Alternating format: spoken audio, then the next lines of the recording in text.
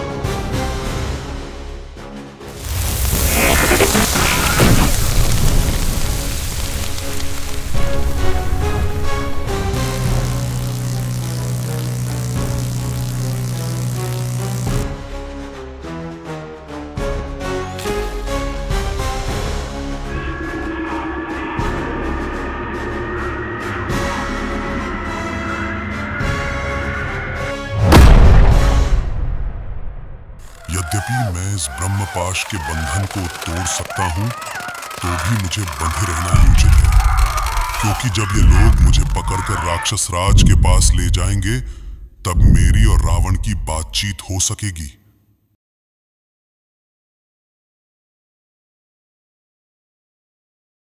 इस दुष्ट से पूछो कि यह कहां से आया है और क्यों आया है। अशोक वाटिका उजाड़ने से इसका क्या तात्पर्य है और राक्षसों को ताड़ना देकर इसे क्या लाभ हुआ। इस दुष्ट से पूछो कि मेरी इस अगम्यपुरी में यह किस लिए आया और हमारे नौकरों से क्यों लड़ा। हे कपे, तुम सावधान हो जाओ और डरो मत। अगर इंद्र ने तुमको लंकापुरी में भेजा है तो ठीक ठीक बता दो, अथवा यदि तुम कुबेर के, यम के या वरुण के दूत हो और ये सुंदर रूप धरकर तुम हमारे इस पुरी में आए हो, तो भी ठीक ठीक बता दो। अथवा विजयकांक्षी विष्णु के दूत बनकर तुम यहां आए हो, तो भी ठीक ठीक कह दो, क्योंकि रूप से तो तुम वानर जान पड़ते हो, किंतु तुम्हारा विक्रम वानरों जैसा नहीं है। हे वानर, यदि तुम सब हाल ठीक ठीक कह दोगे तो तुम अभी छुड़वा दिए जाओगे, और यदि झूठ बोले तो जान से मार दिए जाओगे। मैं न तो इंद्र का न यम का दूत हूं, न कुबेर के साथ मेरा मेल है, और न मैं विष्णु की प्रेरणा से यहां आया हूं। मैं वानर हूं। राक्षस राज से भेंट करना कठिन था, सो मैंने यह अशोक वन राक्षस राज से भेंट करने के लिए ही उजाड़ा। बड़े बड़े महाबली राक्षस जो लड़ने के लिए मेरे पास आए, मैं उनसे अपने शरीर की रक्षा के लिए लड़ा। मुझे क्या देवता और क्या असुर कोई भी शस्त्र पाश से बांध नहीं सकता। तुम मुझे श्री रामचंद्र जी का दूत जानो और मैं जो हित वचन कहूं उसे सुनो। मैं सुग्रीव की आज्ञा से यह तुम्हारी पुरी में आया हूं। मैं पवन देव का औरस पुत्र हूं और मेरा नाम हनुमान है। मैं सीता जी की खोज में 100 योजन समुद्र लांघकर तुमको देखने के लिए यहाँ आया हूँ। यहाँ मुझे सीता दिख पड़ी है। हे रावण, तुम्हें पराई स्त्री को अपने घर में बंदी बनाकर रखना उचित नहीं है। तीनों लोकों में ऐसा कोई भी नहीं है जो श्री रामचंद्र के साथ बिगाड़ कर सुखी रह सके। अतः हे रावण, मेरा कहना मानकर श्री राम जी को जानकी लौटा दो। यदि मैं चाहूं तो अकेला ही घोड़ों और हाथियों सहित तुम्हारी लंका को नष्ट कर सकता हूं, पर श्री रामचंद्र जी ने मुझे ऐसी आज्ञा नहीं दी है। खामोश! मैं इस दुष्ट वानर को मृत्यु दंड देता हूं। हे राजन, क्रोध को शांत करें और क्षमा को ग्रहण कर प्रसन्न चित्त से मेरी इन बातों को सुनिए। राजा लोग दूत को कभी नहीं मारते। यद्यपि ये वानर बड़ा शत्रु है और इसने अपराध भी बड़ा भारी किया है, तथापि साधुमत के अनुसार इसका वध कराना अनुचित है। इसका वध ना कर इसे दूत को देने योग्य अनेक अन्य दंडों में से कोई एक दंड दिया जा सकता है। दूत के लिए ये दंड भी बताए गए हैं। दूत के अंग भंग कर देना, उसके शरीर पर कोई चिन्ह दाग देना, सिर मुड़वा देना, किंतु दूत का वध कराना यह तो मैंने कभी नहीं सुना। यदि यह मारा गया तो दूसरा ऐसा दूत नहीं मिलेगा जो इतनी दूर जाकर उन 2 मूर्ख राजकुमारों को तुमसे लड़ने के लिए उत्साहित करे। इसके अलावा इसे मारने से सर्वज्ञ लोग तुम्हारी निंदा करेंगे और तुम्हारे सेनापतियों का भी युद्ध में मनोबल कमजोर होगा। अतः मेरी सम्मति है कि इस समय तुम्हारी कुछ सेना वहां जाए और उन दोनों मूर्ख राजकुमारों को पकड़ लावे, जिससे कि तुम्हारा प्रभाव उन्हें मालूम हो जाए। तुम्हारा कहना ठीक है विभीषण। सचमुच दूत का वध करना निंद कर्म है। अतः वध के अतिरिक्त इसे कोई अन्य दंड तो अवश्य ही दिया जा सकता है। वानरों की कृत्रिम और यांत्रिक पूंछ उनका अति प्रिय भूषण है। अतः इसकी पूंछ जलाई जाए और यह जली हुई पूंछ लेकर यहां से जाए।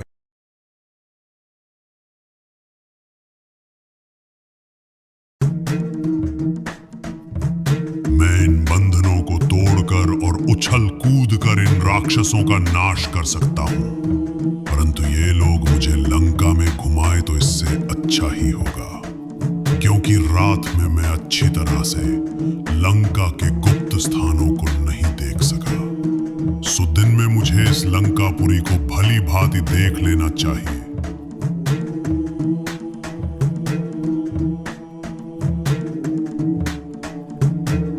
मेरी पूंछ में अग्नि जल रही है, सो इनको भली भांति तृप्त करना भी उचित है।